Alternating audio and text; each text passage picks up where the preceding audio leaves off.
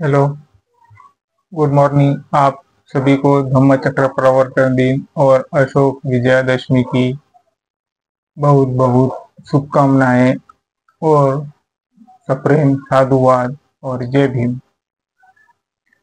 जो धम्म चक्र प्रवर्तन दिन है, सबसे पहले तथागत बुद्ध ने ही किया था। जो उन्हें ज्ञान प्राप्ति हो गई थी, वो बिहार में हो चुकी थी और उन्होंने अपना पहला उपदेश दिया, जो वो सारनाथ में दिया। तो बुद्ध मतलब का जो जन्म था वो लुम्बिनी वन में हुआ, जो कि अभी के हम उसे पूर्वोत्तर भारत कहते हैं, उस साइड में हुआ, जो कि लुम्बिनी वन था, जो कि लुम्बिनी वन था। तो देखिए, जो बुद्ध थे उन्होंने कहा जीवन है, दुख है, जीवन का नाम ही दुख है। और दुख किससे आता है? दुख किसने आता है? तृष्णा से आती है। तृष्णा यानी क्या? हमारी जो इच्छाएं रहती है उससे दुख आता है। तो जो हमारी इच्छा रहती है, हम इच्छाएं बहुत करते हैं, ये होना मुझको, वो होना मुझको, जो रहता उसमें लिमिटेड नहीं रहते हैं हम, इसलिए दुख पैदा होता है। कुछ कुछ में हम सोसाइटी की बात करते हैं, क्योंकि बुद्ध सोसाइटी से ही बेस रिलेटेड है, ह्यूमैनिटेरियन से रिलेटेड है, जो नेचुरल है। मुझको एक लड़की ने कहा, तो मैं मिला उससे, तो मैंने कहा कि आपको मतलब ये कैसी चाहिए, घर संसार कैसी चाहिए? तो उस लड़की की बड़ी बड़ी ख्वाहिश थी। तो मतलब ये आपकी चॉइस है ना। मतलब उसकी जो फरमाइशें थी वो मतलब बहुत बड़ी बड़ी थी। 2-3 मंजिली का घर, गवर्नमेंट जॉब, और मुझको मतलब खाना पीने वाला पति चाहिए।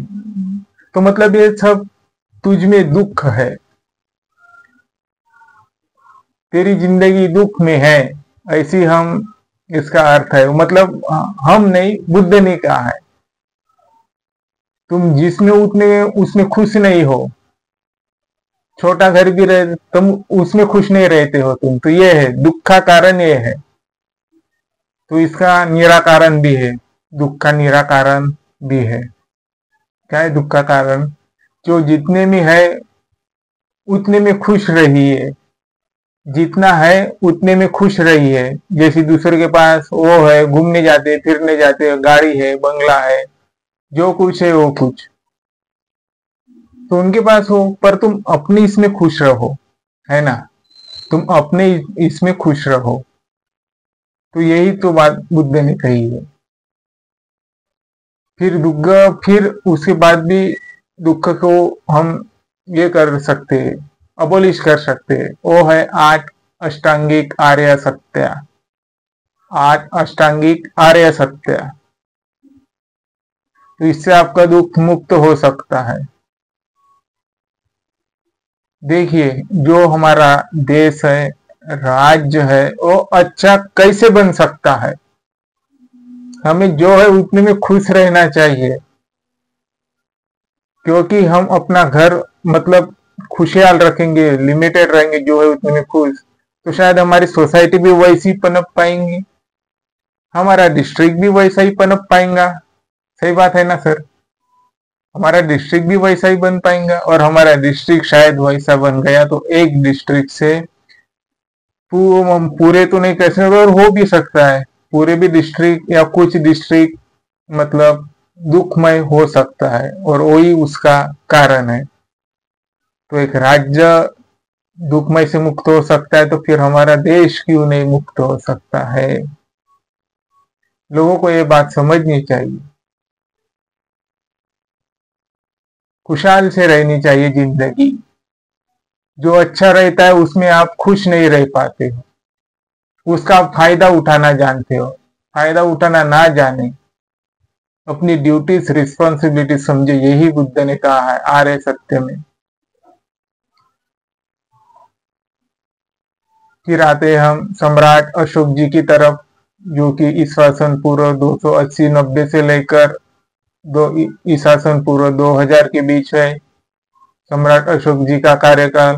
वो एक महान शासक थे, जो मौर्य का डायनास्टी वंश है, जो चंद्रगुप्त जी ने इस्टेब्लिश किया था। और उनके सबसे मौर्य साम्राज्य के विद्वान प्रियदर्शी, तो हम उनका नाम सम्राट अशोक को ही जानते हैं। वो युद्ध में बहुत माहिर थे, हद से ज्यादा। अभी तक शायद उतना भी कुछ, मतलब कोई राजा ही ना हो, कोई राजा ही ना इतना बलवान शक्तिशाली। वो भारत के बाहर भी उनकी चमक हमें दिखाई देती है, एशिया में भी। उसकी स्क्रिप्ट, पिलर, मैन्युस्क्रिप्ट ही सब कुछ उनकी ये है, दिखाई देते हैं।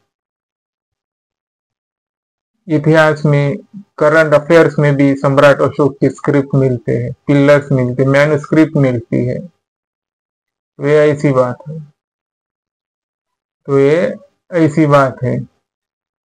फिर कलंगी का युद्ध आप सबको पता है, बहुत रक्तपात हुआ। फिर उन्होंने अंतिम, मतलब आखिरकार उन्हें भी पछतावा हो गया कि हमने तो सब कुछ जीत लिया पर हम खुद को नहीं जीत पाए।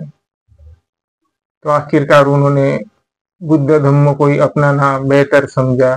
फिर उन्होंने खुद पर जीत पा ली। खुद पर जीत पाओ, यही तो मैं बातें कहता हूँ। खुद पर जीत पाना चाहिए, खुद को जीतना चाहिए। हम खुद को ही नहीं जीतते हैं, हम खुद को ही नहीं जीत पाते हैं। क्यों नहीं जीत पाते? क्योंकि हमारी ये होती है, तृष्णा होती है, इच्छा होती है। आज मुझको ये करना है, आज रात में तो मुझको सोना ही है, आज मुझको तो घूमना ही है। अगर घूमना नहीं होती है तो हमारा मुंह ऐसी चूहे के समान हो जाता है, घरों में नर्वस आ जाती है, खुशी महसूस नहीं करते। शायद तुम उनको ही, मतलब घूमना फिरना कोई जिंदगी समझ लो, घूमना फिरना ही एक लिमिटेड है, पर वो देख कर, तो ये ऐसी बात है। फिर उन्होंने बुद्ध धम्म अपनाया। तकरीबन 1.25 लाख के से भी ज्यादा भारत में बड़े बड़े बुद्ध स्तूप बनवाए, जो कि आज भी हम उन्हें देख पा रहे हैं, थोड़ा डिजाइन बनाकर। वैसी बात है। फिर आते हैं हम बाबा साहब की तरफ। बाबा साहब 1891 महू में इनका जन्म हुआ, 1891 में 14 अप्रैल। उनकी तकरीबन बचपन महाराष्ट्र में गया, कभी सातारा में गया तो कभी बम्बई में गया। उन्होंने तो हद से ज्यादा स्ट्रगल की, शायद वो अभी तक उसने इतना स्ट्रगल किसी ने भी ना कर पाई हो। उनके गुरुजी है, उन्होंने उनको बुद्ध धम्म की छोटी सी किताब दी थी। उनको बचपन से ही बुद्ध धम्म में रुचि थी, वो किताब पढ़ते थे, पढ़ाई भी करते थे, किताब भी पढ़ते थे। और उन्होंने इतना मन में ठान लिया, क्या ठाना होगा उनको ही पता। शायद उनकी किताब ही उनका जीवन चरित्र है, उनकी लिखी हुई किताब ही शायद उनका जीवन चरित्र है। और 14 अक्टूबर 1956 की धम्म भूमि और दीक्षा समारोह ही हम उनसे एक्सप्लेन, हमारे तर्क वितर्क से हम कर सकते हैं। पढ़ाई की 32 हाँ शायद 32 डिग्रियां ली, बड़ी बड़ी, उसमें तो 3 PhD है इकोनॉमिक्स में। तब की वो डिग्रियां और अभी की हम डिग्रियां लेते हैं।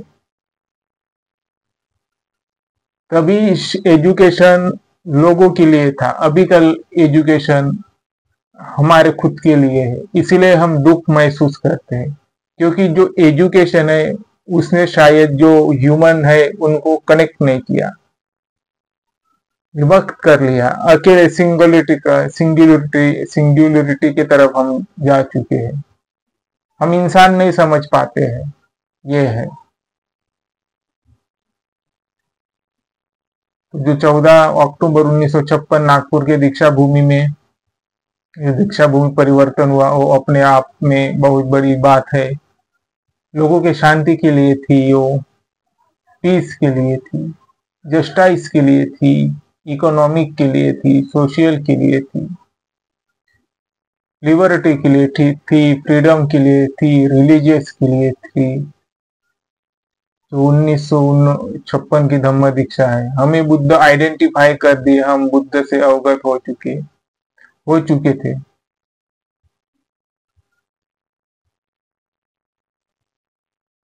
तब भारत में बुद्ध हिंदू धर्म बहुत था, सिर्फ हिंदू धर्म बाकी देशों की जगह शायद कम है, भारत में बहुत ज्यादा थे, पर जो असली धम्म है हम उससे परिचित हो चुके थे। तो ऐसी हमारी ये इतिहास है और इतिहास को नहीं भूलना चाहिए। और मैं आपको एक बात और कह दूं, जो इनलाइटमेंट है भगवान बुद्ध के, ज्ञान, प्रकाश, ये कैसे आता है, उसकी 4 स्टेज है। Investigation, concentration, third purity to equanimity, और फोर्थ इक्वेनिमिटी टू माइंडफुलनेस। ये आपको 4 चीजें होनी चाहिए आपके ज्ञान के लिए। यही बात बाबा साहब ने प्रियम्बल में गढ़ चुकी है वो प्रियम्बल में। वो कौन सी बात है? जस्टिस, लिबर्टी, इक्वेलिटी और फ्रेटर्निटी। वही 4 चीजें यहाँ पे हमें छपी हुई दिखती है। तो हमने बुद्ध धम्म से ही सब कुछ हमारा देश चल रहा है, ये भी हमें सोचना चाहिए। क्या है इन्वेस्टिगेशन? कोई एजेंसी है, पुलिस है, सीबीआई है, सीआईडी है, ये ईडी है, पार्लियामेंट है, हम क्या करते हैं? इन्वेस्टिगेशन करते हैं, फिर उसमें कॉन्सेंट्रेशन करते हैं ना, करते हैं कि नहीं करते हैं? ये बात सच होंगी कि नहीं होंगी?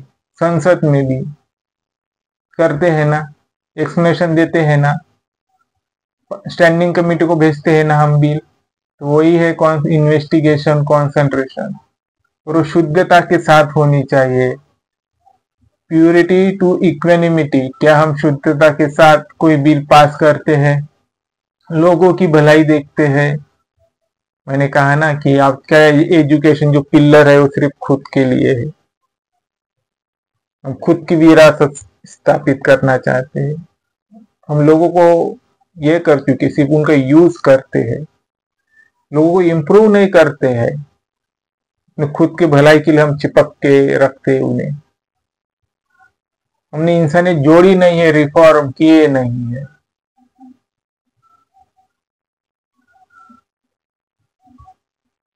प्यूरिटी टू इक्वेनिमिटी चाहिए, जो कि देश खुशहाल रह सके।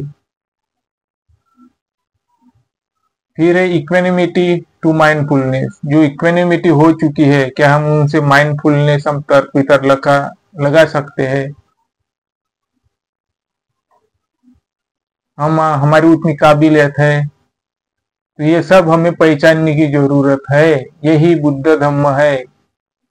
शायद मैं आपको थोड़ी ही भाषा में समझा पाया हूं, पर आप भी इनका तर्क वितर्क लगा के आप सोचिए। जो 4 ये है 4 स्टेज इनलाइनमेंट के, वही हमें 4 प्रियम्बल में शब्द दिखाई देते हैं: justice, liberty, equality and fraternity. Fraternity है बंधुत्व, वो assuring the dignity of the individual यानी स्वतंत्र गरिमा है हमारी। बच्चे भी आ गए, बच्ची भी आ गई, लड़की भी आ गई, लड़का भी आ गया, औरत भी आ गई, आदमी भी आ गया, सास ससुर भी आ गए। तो ये ऐसी बात है। तो हमें बुद्ध धम्म को अपनाना है। तो सच में जो हमारी, मैं जाते जाते यही आपको निष्कर्ष देना चाहूंगा कि जो हमारी सोच है, महत्वाकांक्षा है, मुझे ये चाहिए वो चाहिए, उससे आप परे रहिए। जो है उतने में खुश रहिए, जो है उतने में खुश रहिए। एक लड़की ने मुझसे कहा कि मुझको ये चाहिए वो चाहिए, दारू पीने वाला लड़का चाहिए, तो शायद उसने भी हिंदू धर्म छोड़ के बुद्ध धर्म ले चुकी है वो। और उसने अपने डीपी पे रखा था कि जो है उतने में खुश रहिए। तो इसके लिए आज के लिए इतना ही पैगाम। आपको फिर से थैंक यू वेरी मच। खुश रहिए, खुशहाल रहिए और हो सके तो सही की परख करते जाइए देश में भी, कौन सच्चा है और कौन झूठा है। Thank you very much.